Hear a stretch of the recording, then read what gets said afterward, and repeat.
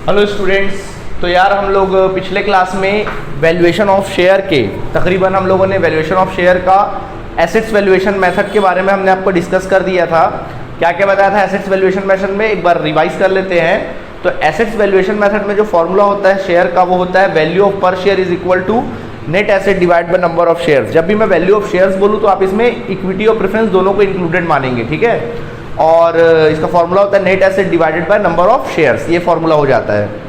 इसी तरीके से अब कंडीशंस हमने इसमें बताया था, नेट एसेट्स कैसे निकालोगे, total internal assets minus outsider liabilities, इस तरह से आप इंटरनल एसेट निकाल सकते हैं।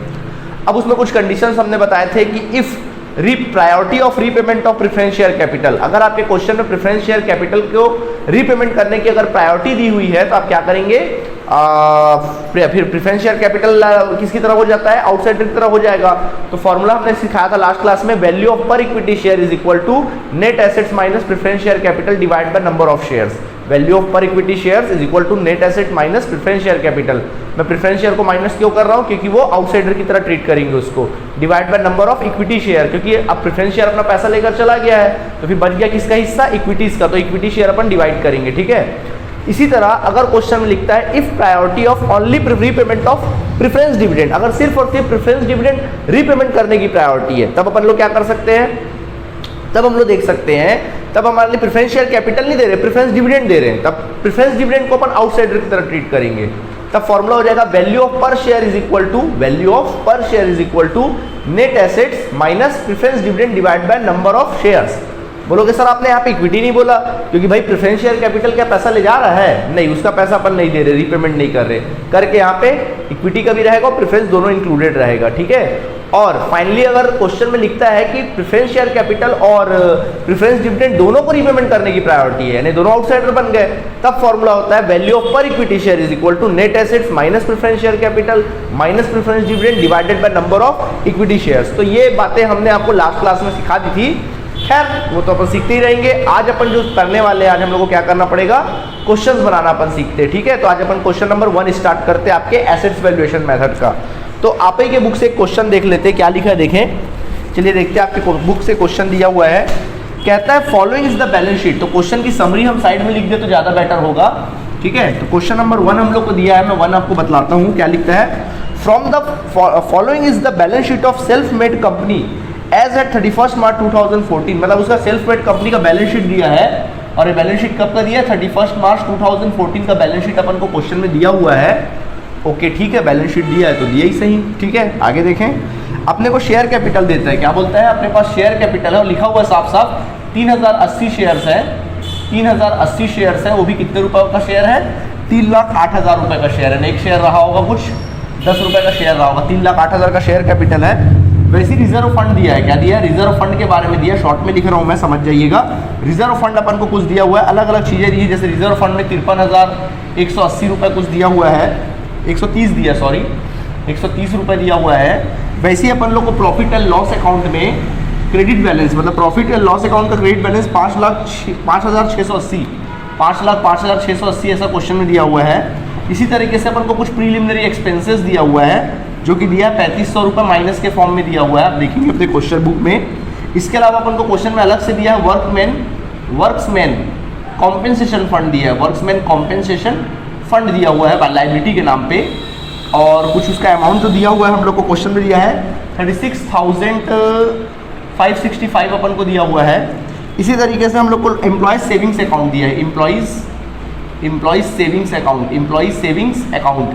सो एम्प्लॉयज सेविंग्स अकाउंट के नाम पे जो अमाउंट अपन को दिया है वो कुछ 31,780 रुपये दिया हुआ है।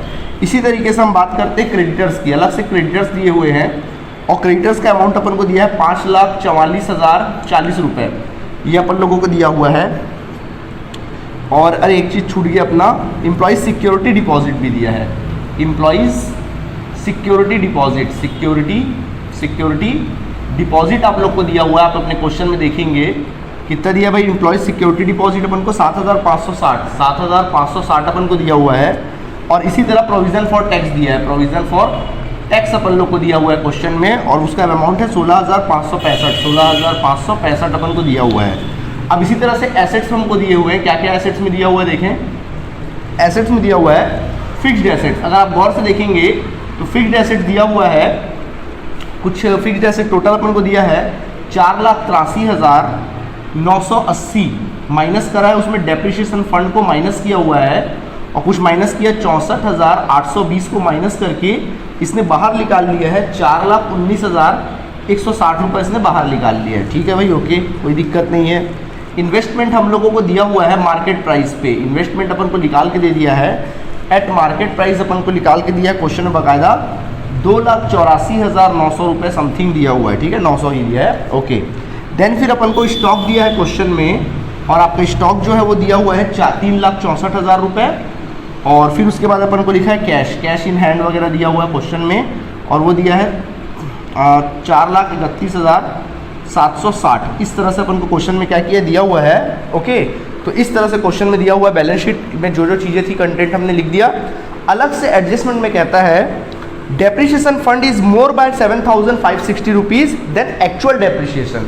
बोल रहा है कि जो डेप्रिसिएशन है वो मोर है, मतलब ज़्यादा है। कितना ज़्यादा है? 7,560 रुपये ज़्यादा है from actual depreciation, by actual depreciation.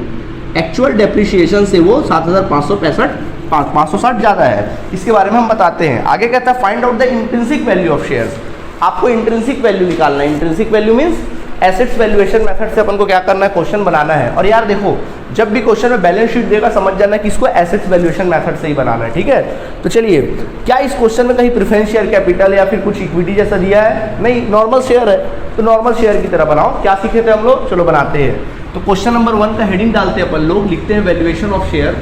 फटाफट लिखेंगे valuation of shares, valuation of shares by assets valuation method, valuation of share by assets valuation method. ये लिख लेंगे valuation of share by assets valuation method. First of all लिख लेंगे अपन लोग, okay. तो formula क्या होता है पहले लिखो। फॉर्मूला होता है value of per share is equal to, value of per share is equal to, formula हो जाएगा value of per share is equal to net assets, net assets divided by number of shares. देखो formula अगर आप दिमाग में बैठा लेते हो तो आपको किसी भी दुनिया का कोई ऐसा कोई क्वेश्चन नहीं जो आपसे ना बने। ठीक है, तो नंबर ऑफ शेयर्स तो क्वेश्चन में दिया, क्या नहीं दिया? Net assets. तो अगला स्टेप आप लिखिएगा नेट एसेट्स। तो नेट एसेट्स आप लोग लिख लीजिएगा।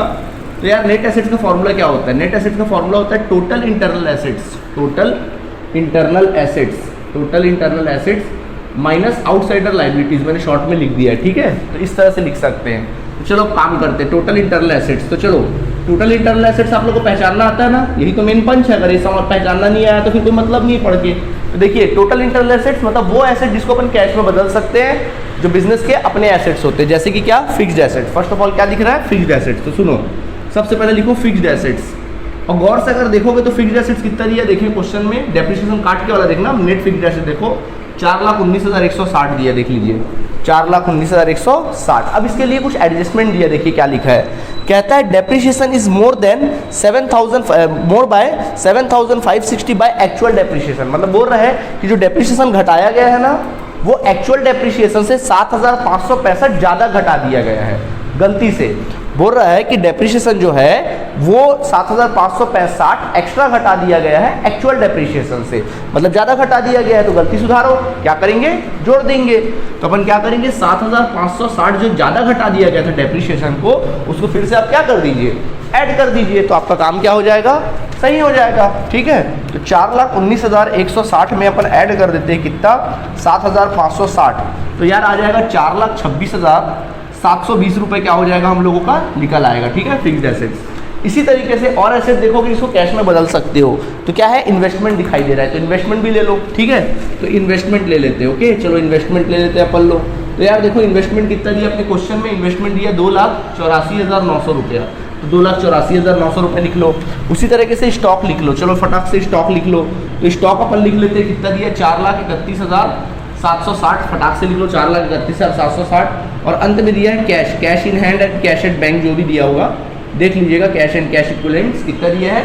4 लाख, सॉरी स्टॉक अपन को कुछ और दिया था। यहाँ पे स्टॉक हमको दिया है 3,64,000, 3,64,000 दिया है।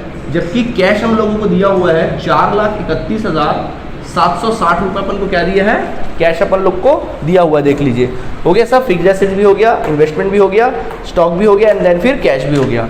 सबको ऐड कर दीजिए। This is your total internal assets, total internal assets आ जाना है। ठीक है, चलो जोड़ते देखते कितना आता है। 4,26,720 प्लस 2,84,900 प्लस करेंगे 3,64,000 रुपये और प्लस कर दीजिए 4,31,760, तो ये आ जाएगा 15,07,380। This is your total internal assets.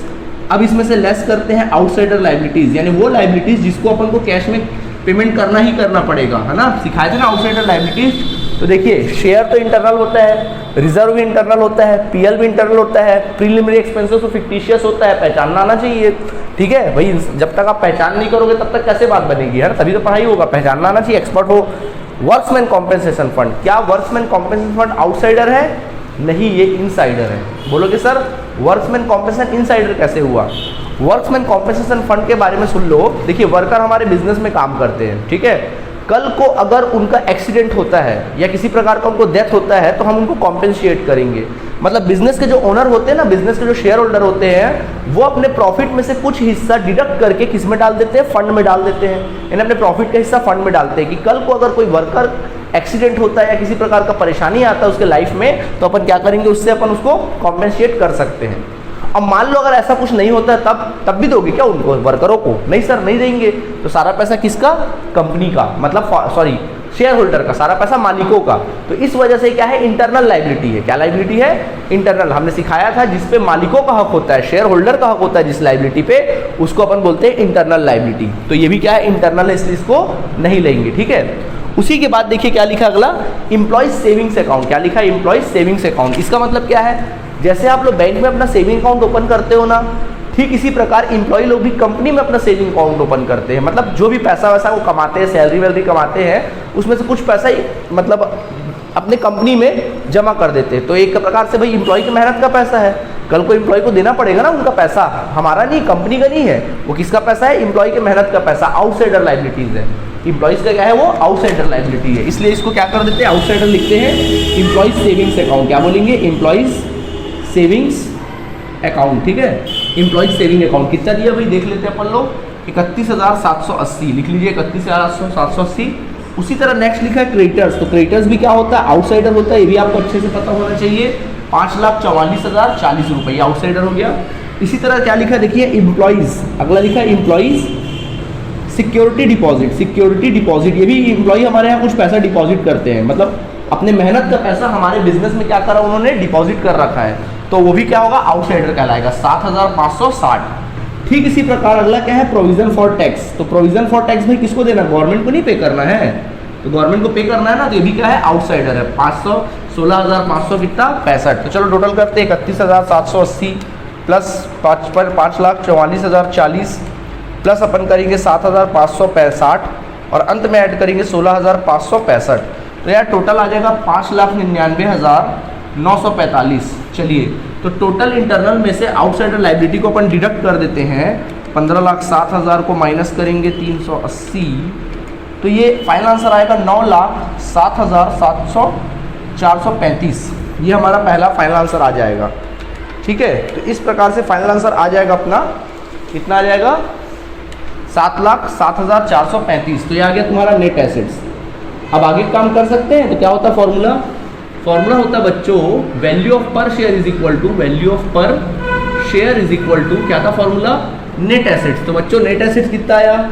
9,07,435 ये आया। डिवाइड बाय कर दीजिए नंबर ऑफ शेयर 3,080, देखो नंबर ऑफ शेयर दिया है, डिवाइड करके देखते हैं। तो 9,07,435 अगर हम लोग लिखते हैं, डिवाइड करते हैं उसको 3,080 से, तो कितना आ जाता है? 294.62 रुपीज़ शेयर आता है। आज के डेट पे आपके शेयर का जो प्राइस है वो कितना है? 2,94,294.62 आपका क्या है? शेयर का क्या है? वैल्यू इसमें दिया हुआ है बिल्कुल 294। ओके, बिल्कुल 294.62। देखिए आंसर हमारा क्या हो गया? निकल आया। ठीक है, ओके। तो इस तरह से अपन क्वेश्चन को डील करेंगे। जल्दी से इसको नोट करिए, फिर नेक्स्ट क्वेश्चन देखते हैं।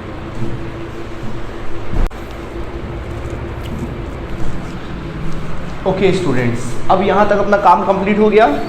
अब हम लोग आते हैं क्वेश्चन नंबर 12 में। 12 को थोड़ा सा एमपी लगा लीजिए, थोड़ा वैरायटी वाला क्वेश्चन है। देखिए क्या लिखता है, the following is the balance sheet of Tuntun limited as at 31 March 2014। आपको बैलेंस शीट दिया 12वां नंबर कोई टुनटुन लिमिटेड नाम की कंपनी है और उसका बैलेंस शीट अपन लोग को दिया हुआ है, ठीक है। तो बैलेंस शीट देखें, क्वेश्चन नंबर 12 अपन लोग को दिखाई दे रहा है, तो अपन को दिखाई देता है क्वेश्चन नंबर 12 और 12 में क्या लिखा है भाई फटाफट लिख लेते हैं। बैलेंस शीट हमको दिखाई दिया है 31 मार्च 2014 का दिया है, ओके ठीक है। बैलेंस शीट फटाफट लिखते हैं, क्या क्या लिखा है देखो क्या लिखा है। सबसे पहला बच्चों पर को शेयर कैपिटल दिया है और साफ साफ लिखा है 6% प्रेफरेंस शेयर, 6% प्रेफरेंस शेयर दिया हुआ है और उसका कुछ वैल्यूज दिया है। देखो 6% प्रेफरेंस शेयर दिया है, 3000 प्रेफरेंस शेयर है, 3000 प्रेफरेंस शेयर्स है और वो भी कितने रुपए वाले प्रेफरेंस शेयर है, 10 रुपये वाले प्रेफरेंस शेयर है। एक शेयर जो है 10 रुपये का है, यानी कुल मिला के 30,000 रुपये का प्रेफरेंस शेयर है, ओके। 30,000 का क्या है यहाँ पर प्रेफरेंस शेयर का जो वैल्यू 30,000 है।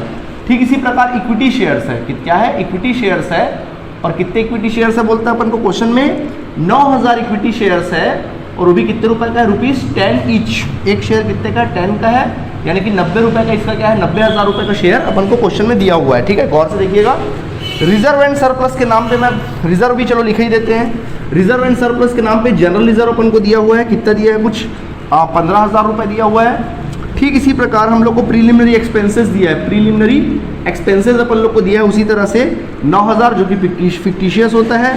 इसी तरह डिस्काउंट ऑन शेयर्स दिया हुआ है, डिस्काउंट ऑन डिबेंचर्स दिया हुआ है, इसकी भी पहचान आपको पता है कि ये भी क्या होता है फिक्टिशियस होता है।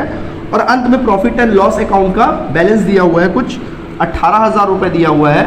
इस तरह से जो भी दिया हुआ है वैल्यू, ठीक है, ये सब सारे वैल्यूज़ दिए हुए हैं अपन लोगों को। ठीक इसी प्रकार 7% डिवेंचर दिया भाई, देखिए क्या लिखा है 7% डिवेंचर, एक तरह का आउटसाइडर लाइबिलिटी होता है और 7% डिवेंचर कितना दिया है 15,000 रुपये दिया हुआ है।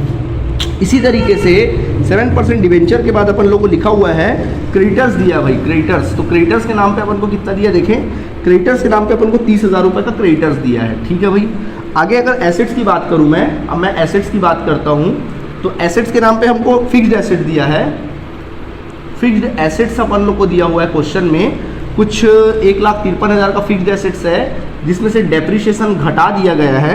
डेप्रिशिएशन 3,000 घटाकर हम लोग को फिक्स्ड एसेट कुल मिला के 1.5 लाख रुपए का फिक्स्ड एसेट्स क्या किया है दिया हुआ है, ठीक है। यहाँ तक अपन को दिया हुआ है। अब क्वेश्चन में क्या कहता है ये देखिए, कहता है assets are worth their book values, मतलब एसेट्स को उसके बुक वैल्यू पे लेना है, ठीक है, ले लेंगे। Dividends on preference share are 2 years in arrears, बोल रहा है कि 2 साल का प्रेफरेंस डिविडेंड देना बाकी है, एरियर्स है, मतलब बोल रहा है कि जो प्रेफरेंस डिविडेंड है वो 2 साल का 2 years का क्या है एरियर्स है, मतलब अभी तक दिया नहीं गया है, ठीक है, ओके नहीं दिया गया है, ठीक है, बताएंगे इसके बारे में, ठीक है। आगे देखें, इसके बाद कहता है debenture interest in owing for 1 year, बोल रहा है कि डिवेंचर जो इंटरेस्ट है, interest on debenture, debenture interest means interest on जो डिवेंचर है, डिवेंचर जो है वो अनपेड है, डिवेंचर जो है वो अनपेड है 1 साल का, कितने साल का 1 साल का क्या है अनपेड, अभी तक 1 साल का उसमें डिवेंचर पे अनपेड है नहीं दिया गया है। तो यार देखो डिवेंचर ठीक है, डिवेंचर तो आउटसाइडर है तो उस पर इंटरेस्ट अभी तक आपने नहीं दिया है तो वो भी क्या बन जाएगा आउटसाइडर, क्लियर है। देखो हमेशा अपन डिवेंचर का इंटरेस्ट नहीं निकालते, आउटसाइडर नहीं निकालते, डिवेंचर ही को अपन आउटसाइडर लाइबिलिटी मानेंगे।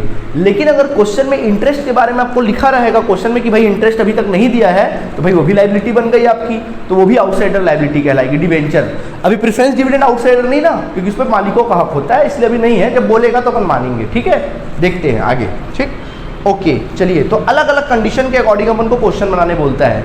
अब आप क्वेश्चन में देखेंगे तो अलग अलग क्वेश्चन के अकॉर्डिंग कंडीशन बनाने, अलग अलग कंडीशंस के अकॉर्डिंग क्वेश्चन बनाने के लिए हमको कहता है, पहला कहता है यार when preference share have priority for repayment of capital only, मतलब अगर प्रेफरेंस शेयर को रीपेमेंट करने की प्रायोरिटी है कैपिटल को तो क्या होगा, हमने कंडीशन में सिखाया है। दूसरा कहता है when preference share have no priority for repayment of share capital and dividend, अगर कैपिटल एंड डिविडेंड देने की प्रायोरिटी नहीं है तो क्या होगा, ये अपन को बोलता है। और when preference share have priority as to payment of capital and dividend and arrears dividend, अगर प्रेफरेंस शेयर कैपिटल और डिविडेंड दोनों देने की प्रायोरिटी है तो क्या होगा शेयर का वैल्यू। एंड देन फिर when preference share have no priority for capital but arrears for priority for arrears of dividend, तो अलग अलग कंडीशन दिए हैं। बड़ा हौच-पौच हो गया, समझ में नहीं आया, ओके। अभी पढ़ते हैं अपन, बनाते तो सारी बातें अपन को क्या होंगी क्लियर होने लगेंगी, ठीक है। चलिए तो बनाना चालू करते हैं। तो देखिए इस बार मैंने आपको जो पढ़ाया था एसेट्स में कुछ कंडीशंस बताए थे, when priority of preference share capital, no priority, दुनियादारी मैंने बताया था, वही बातें यहाँ पे अपन क्या करने वाले डिस्कस करने वाले, ठीक है। तो पहले तो अपन एक काम करते, जो मेन काम है वो कर लेते। तो बताओ जब भी अपन लिखेंगे तो क्या लिखेंगे, valuation of share by assets valuation method. Question number कितना है ये 12 है, क्वेश्चन नंबर कितना है ये 12 है एसेट्स वैल्यूएशन मेथड से, और अपन लिखेंगे value of per share is equal to net asset divide by number of shares. Then net assets का फॉर्मूला क्या हो जाता है भाई, total internal assets minus outsider liability. मैं शॉर्ट में लिख रहा हूँ, पूरा लिखेंगे। ओके सर, ठीक है, आगे बढ़ते हैं। तो यहाँ पे हम बनाना चालू करते हैं। देखिएगा, पहले जो मेन काम है वो कर लो। तो फॉर्मूला क्या होता है, value of per share net asset निकालना, तो पहले total internal assets find out कर लो। So total internal assets, first of all अपन निकालेंगे टोटल इंटरनल एसेट्स। तो चलो बताओ, टोटल इंटरनल एसेट्स में क्या है जिसको कैश में कन्वर्ट कर सकते हैं? यार एक ही एसेट तो दिख रहा है, and that is your fixed asset. देख लो भैया, खाली क्या दिख रहा है, फिक्स्ड एसेट्स। ओके ओके, ठीक है, बस और कुछ तो है नहीं। तो ये आ गया टोटल इंटरनल एसेट 1.5 लाख रुपए। अब इसमें से लेस करते हैं अपन लोग आउटसाइडर लायबिलिटीज। सो आउटसाइडर लायबिलिटीज वो लायबिलिटीज जिसको अपन को बिजनेस में पेमेंट करना ही पड़ेगा। तो देखो यार, आपको पहचानना नहीं चाहिए, प्रेफरेंस शेयर तो इनसाइडर है, इक्विटीज भी इनसाइडर है, ये सारी बातें भी क्या है, इनसाइडर है। 7% डिवेंचर आउटसाइडर है, ठीक है। तो 7% डिवेंचर ले लो। 7% डिवेंचर एक तरह का लोन की तरह होता है। 7% डिवेंचर कितना दिया, 15,000। अब क्वेश्चन में लिखा है कि इसमें 1 साल का इंटरेस्ट भी नहीं दिया गया, तो भी क्या बन जाएगा, आउटसाइडर। इंटरेस्ट ऑन डिवेंचर 1 साल का नहीं दिया गया है ना, तो 1 साल का नहीं दिया गया तो निकाल लो। चलो 15,000 का 7% के रेट से निकाल लीजिए कितना आता है, ठीक है। 15,000 का अगर अपन 7% के रेट से निकाल लेते हैं तो आ जाता है 1,050। कितना आ जाता है, 1,050। और देखिए लायबिलिटी क्या दिया है यहाँ पे, क्रेडिटर्स 30,000 दिया है। तो यहाँ पे अपन लिख लेते हैं क्रेडिटर्स कितना, 30,000 रुपये। तो 30,000 क्रेडिटर्स का अपन क्या कर लेते हैं, लिख लेते हैं। चलिए अब अपन लोग ऐड करके बाहर निकाल देते हैं। 15 3 45, 46,050। सो अपन माइनस करते हैं 1.5 लाख में से 46,050 को। तो 46,050 को अगर माइनस कर देते तो आ जाएगा 1,03,950 रुपये। ये हमारा नेट एसेट्स क्या हो गया, निकल आया, ठीक है। अच्छा ओके सर, ये हमारा निकल आया नेट एसेट, ठीक है। तो मेन काम जो था वो हमने क्या कर दिया, निकाल दिया। नेट एसेट्स हमारा निकल गया। अब जैसे जैसे कंडीशन में हमको बोला है वैसे वैसे अपन वर्क करेंगे। अच्छा, प्रेफरेंस डिविडेंड भी बोल रहा था 2 साल का एरिया से, चलो वो भी निकाल लेते लगे। हाँ, अलग से निकाल के रख लो, जब वक्त आएगा तो उसका भी काम अपन कर देंगे। प्रेफरेंस डिविडेंड क्या बोलता है, प्रेफरेंस डिविडेंड 2 साल का एरियर्स है। तो देखो प्रेफरेंस शेयर की कैपिटल की तरफ 3,000 प्रेफरेंस शेयर है, 10 रुपये वाला 30,000 रुपये का, जिसमें डिविडेंड कितना दिया जाता है, 1 साल का 6%, है ना। तो देखो 30,000 के प्रेफरेंस डिविडेंड पे 6% आप क्या देते हो, डिविडेंड देते हो। हर साल 30,000 पे कितना देते हो, 6% डिविडेंड देते हो। और कितने साल का देना बाकी अभी भी, 2 साल का। यानी 30,000 का 6% निकालोगे कितना आ जाएगा, 1,800 रुपये आ जाएगा। और 2 साल का कितना आ जाएगा, 3,600 रुपये आ जाएगा। यानी 30,000 का 6% अगर आप निकालते हो और उसको 2 साल का निकालते हो तो 3,600 रुपये क्या हो जाएगा, हमारा प्रेफरेंस डिविडेंड क्या हो जाएगा, निकल आएगा, ठीक है। चलिए यहाँ तक काम खत्म। अब देखिए आपके क्वेश्चन में जैसा कंडीशंस लिखा है वैसे वैसे अपन क्या करेंगे, काम करेंगे, ठीक है। देखिए क्या कहता है, पहला कहता है when preference share have priority for repayment of capital only. लिखा हुआ है कंडीशन नंबर 1, इफ या व्हेन लिखा होगा, when preference share capital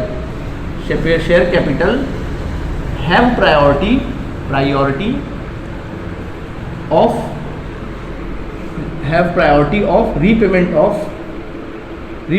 of capital. मतलब प्रेफरेंस शेयर को उसके सिर्फ कैपिटल की प्रायोरिटी, किसकी प्रायोरिटी है, कैपिटल देने की क्या है यहाँ पे, प्रायोरिटी है, ओनली कैपिटल ओनली, ठीक है। मतलब सिर्फ कैपिटल देने की प्रायोरिटी है। यानी कि नेट एसेट्स में प्रेफरेंस शेयर कैपिटल भी क्या बन गया, आउटसाइडर बन गया। सिखाए थे कंडीशन, तो क्या हो जाएगा formula, value of per equity share. Formula बनेगा value of per equity share is equal to, formula हो जाएगा नेट एसेट्स।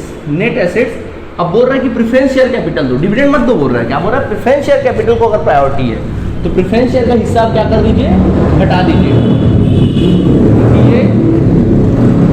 क्योंकि ये आउटसाइडर बन जाएगा। क्या बन जाएगा, सीधा आउटसाइडर बन जाएगा, क्योंकि ये सीधा क्या बन जाएगा, आउटसाइडर, ठीक है। Preference share capital divide bye क्या कर देंगे, नंबर ऑफ इक्विटी शेयर्स। मैंने नंबर ऑफ इक्विटी शेयर्स क्यों लिखा, क्योंकि भैया प्रेफरेंस शेयर अपना पैसा क्या किया, लेके चलता बना, ठीक है, इस वजह से। तो चलिए नेट एसेट्स कितना दिया देखें, 1,03,950, ठीक है, माइनस प्रेफरेंस शेयर कैपिटल कितने का है, 30,000 का। देखें 30,000 divide by number of equity share, तो नंबर ऑफ इक्विटी शेयर है 9,000। वैल्यू पुट करके आंसर निकाल देते हैं। तो एक काम करते चलिए फटाफट देखते हैं। तो 1,03,950 में से 1,03,950 में से हम लोग माइनस करेंगे पहले 30,000, फिर डिवाइड कर देंगे तो ये आ जाएगा 73,950 डिवाइडेड बाय कर दीजिए 9,000। देखिए कितना आता है, डिवाइडेड बाय 9,000 तो आ जाएगा 8.21। 1 के बाद 6 है, 1 के बाद 6 है तो ऑलमोस्ट आप क्या ले लीजिए, 2 ले लीजिए। देखिए पहला आंसर आपका आ गया होगा 8.22, चेक कर लेते हैं। हाँ जी, पहला आंसर हमारा क्या हो गया है, निकल आया है। ओके, तो पहला आंसर क्या हो गया है, निकल आया है। ठीक, तो यहाँ तक अपना काम कंप्लीट हो गया। तो फर्स्ट आंसर हमने क्या कर दिया, निकाल दिया। आगे देखते हैं अगला क्या लिखता है।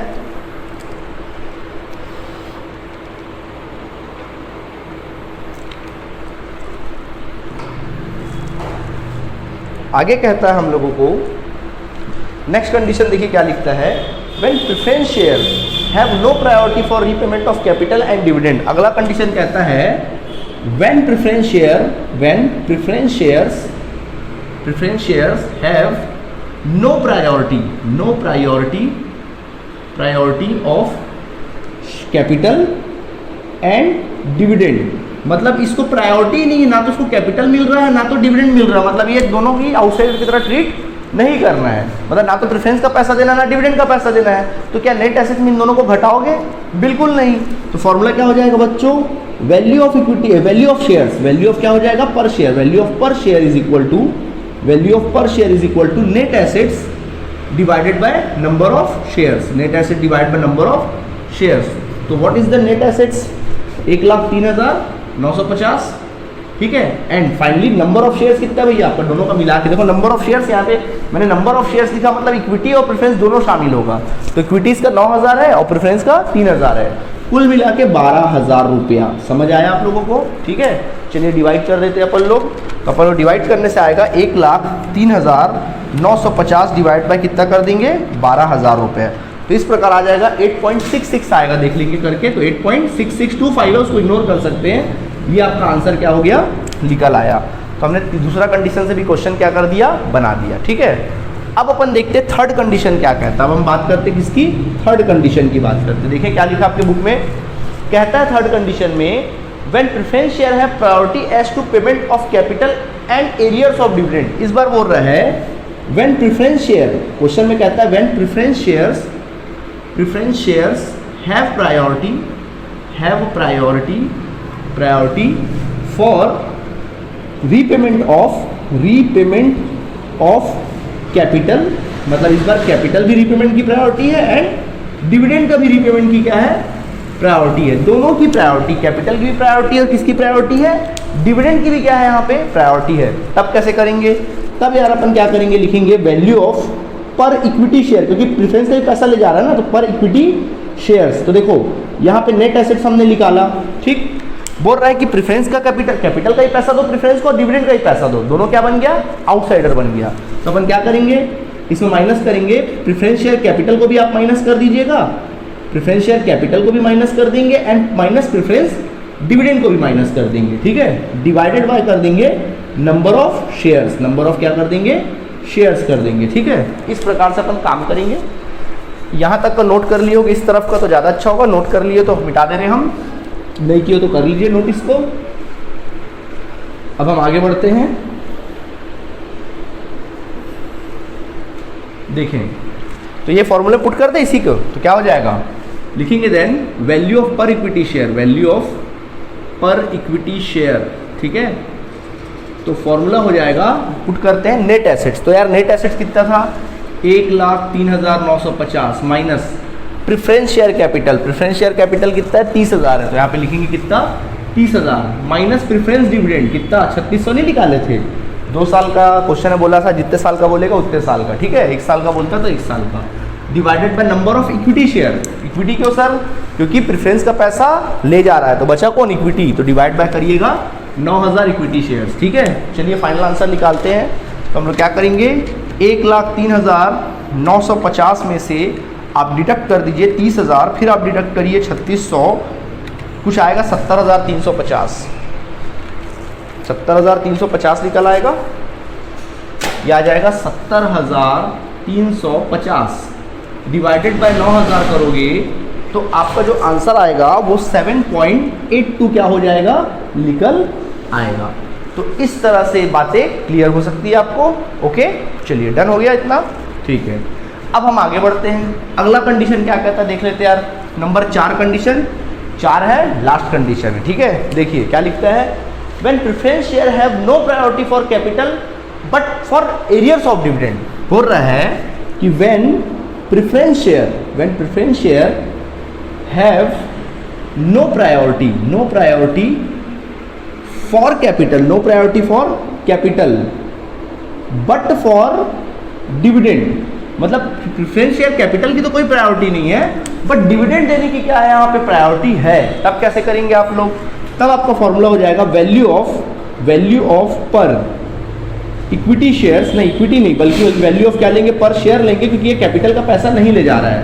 तब फॉर्मूला हो जाएगा net assets minus preference dividend, क्योंकि सिर्फ प्रेफरेंस डिविडेंड का पैसा ले जा रहा है, divided by number of shares. Okay, तो नेट एसेट्स कितना भैया 1,03,950। ओके, एंड देन फिर प्रेफरेंस डिविडेंड कितना है 3600, और divide by number of shares means equities और प्रेफरेंस दोनों को आप शामिल करेंगे, तो कितना हो जाएगा 12,000 रुपये। चलिए फाइनल आंसर निकालते हैं, तो क्या होता है देख लेते हैं। अगर हम 1,03,950 में से हम डिडक्ट कर देते 3600, तो आता है 1,03,350, आता है 1,03,50 आ जाता है, डिवाइड बाय 12,000।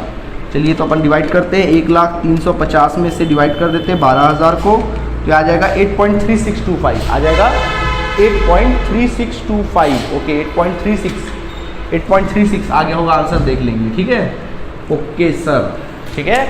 तो इस तरह से क्वेश्चन नंबर 12 भी हमने क्या कर लिया, डील कर लिया। ठीक है, तो इस तरह से हमने एसेट्स वैल्यूएशन मेथड के आपके जो कुछ क्वेश्चंस थे वो हमने आपको क्या किया, क्लियर किया। ठीक, तो अगले क्लास में मैं 1-2 क्वेश्चंस और इसके कराऊंगा एसेट्स वैल्यूएशन मेथड के, और एसेट्स वैल्यूएशन मेथड के और 1-2 क्वेश्चन मैं आपको करवा दूंगा, और आगे अपन लोग कुछ चीज़ें मतलब कुछ और इनकम वैल्यूएशन मेथड जो इंपॉर्टेंट मेथड है वो भी अपन डिस्कस करेंगे। ठीक है, और फिर इससे रिलेटेड अपन आगे क्वेश्चन देखेंगे। तो आज के क्लास के लिए इतना काफ़ी है, बाकी अपन नेक्स्ट क्लास में मिलेंगे। ठीक है, चलिए, तो थैंक यू स्टूडेंट्स।